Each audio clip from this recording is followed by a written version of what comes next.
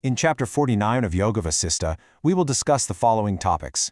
The universe is not a transformation of Brahman, but a variation of Brahman. The self-illumination and uniformity of the soul, the yoga of Advaita realization and non-dualism, the example of the inseparability of Brahman and nature, and the chapter's conclusion.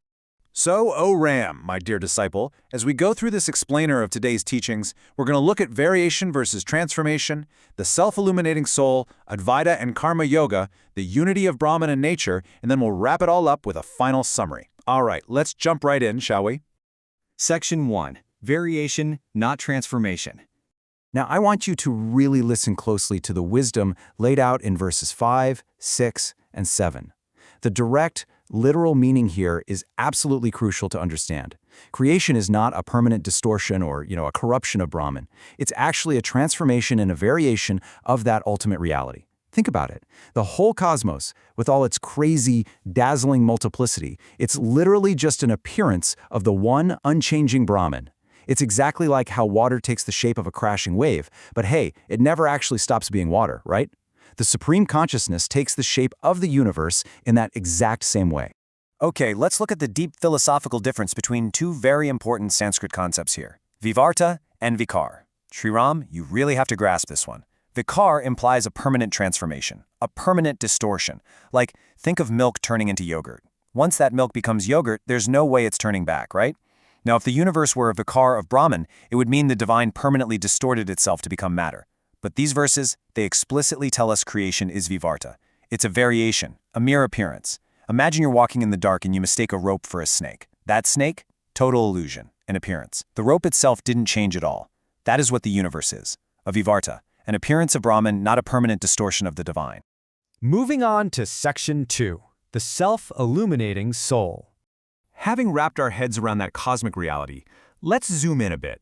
Let's look at the nature of your individual soul in relation to that vast, unchanging truth. In verses 8 and 9, we find this incredibly beautiful, direct truth. It points straight to the self-illumination and absolute oneness of the soul. Basically, it's telling us that the soul doesn't need some outside force to be seen or understood. By its very nature, it is perfectly radiant and completely uniform across all of existence. So what does self-illumination actually mean for you philosophically, Ram? It means your soul has this inherent, totally autonomous capacity to reveal its uniform reality. It doesn't need external light. It doesn't need external validation or knowledge. Look, the sun illuminates the world, right? But what illuminates your mind so you can even perceive the sun in the first place? It's the soul. And because this soul is a pure reflection of Brahman, it has absolute uniformity, absolute oneness. That self-illuminating reality inside you, it's the exact same reality sitting inside all beings. All right, Section 3, Advaita and Karma Yoga.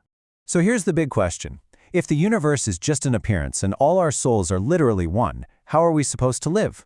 How do we act in this non-dualistic world? Well, verses 23, 24, and 25 hit the nail on the head. The literal translation here gives us the roadmap for realizing Advaita Bodhi, that supreme knowledge of non-duality, and practicing non-attached karma yoga, the yoga of action. It's telling us we have to perform our worldly duties without getting all tangled up in the fruits of those actions. We have to stay completely grounded in the realization that only Brahman exists. And honestly, this brings us to the biggest roadblock on the whole path, ahamkara, the ego. Philosophically speaking, ahamkara is the root cause of the entire illusion. It's that spiritual ignorance constantly whispering in your ear, hey, I am a separate individual, and I am the one doing all these things. That false sense of a separate self, that is exactly what generates binding karma. When you actually achieve Advaita Bodhi, when you truly grasp non-duality, you completely dismantle that ego. You realize you aren't the doer at all. You are the silent, witnessing Brahman. And boom, you're free from the chains of karma. Let's break this down into a practical sequence for you, Ram. Step 1. Dissolve the ahamkara, the ego. You've got to strip away the illusion that you're just some isolated fragment. Step 2. Realize non-duality, Advaita.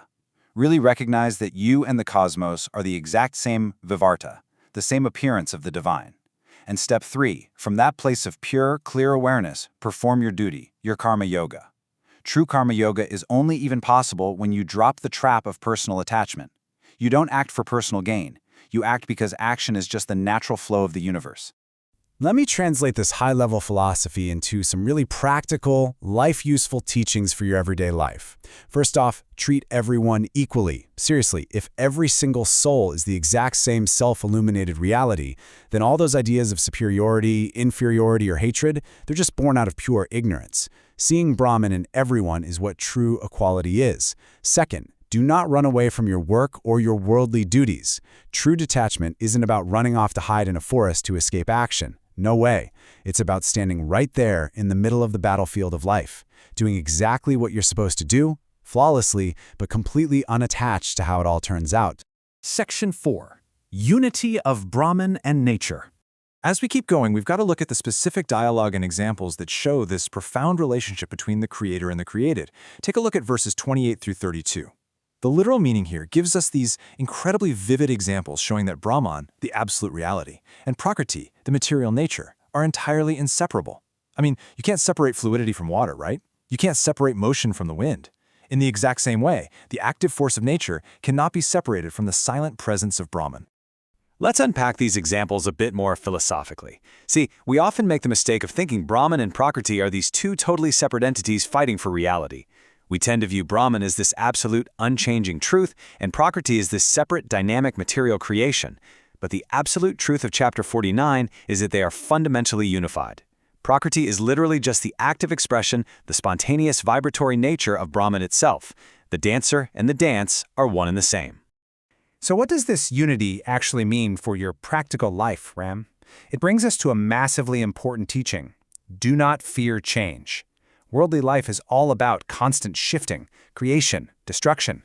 Now, if you think nature is separate from the divine, yeah, change is terrifying. But since all those variations, all those shifts in nature, are simply the active expression of Brahman, there is absolutely zero reason to fear change. Every rise, every fall, it's just the breathing of the divine. And that brings us to Section 5, Summary and Conclusion. We've covered some seriously deep spiritual terrain today in this explainer on. Prepare yourself for the culmination of Chapter 49's teachings. We arrive at verse 36, which delivers the literal, final spiritual message of this specific chapter. It calls on the seeker to just rest in the supreme peace that comes from this ultimate understanding. Once you pierce that illusion of duality, once the ego is totally dismantled, the only thing left is the tranquil, completely unshakable realization of the absolute. Let me just quickly summarize the deep philosophical meanings we covered today. Keep these close. Number 1, the universe is a variation, a vivarta of Brahman, not a permanent transformation. Number 2, your individual soul is self-illuminated and perfectly uniform with the supreme reality. Number 3, true karma yoga, living and acting perfectly in this world, requires the total dissolution of your ego and attachments. And number 4, Brahman and nature are completely inseparable. This changing world is just the dance of the unchanging truth. I'm going to leave you, my dear disciple Ram, and everyone seeking salvation, with this final, provocative thought to really chew on. If the universe is merely a variation of Brahman, just an appearance playing out in the divine consciousness, and your soul is the self-illuminated, unchanging truth, well, who exactly is the you that fears the illusion of change? Find the answer to that, and you will find your ultimate freedom.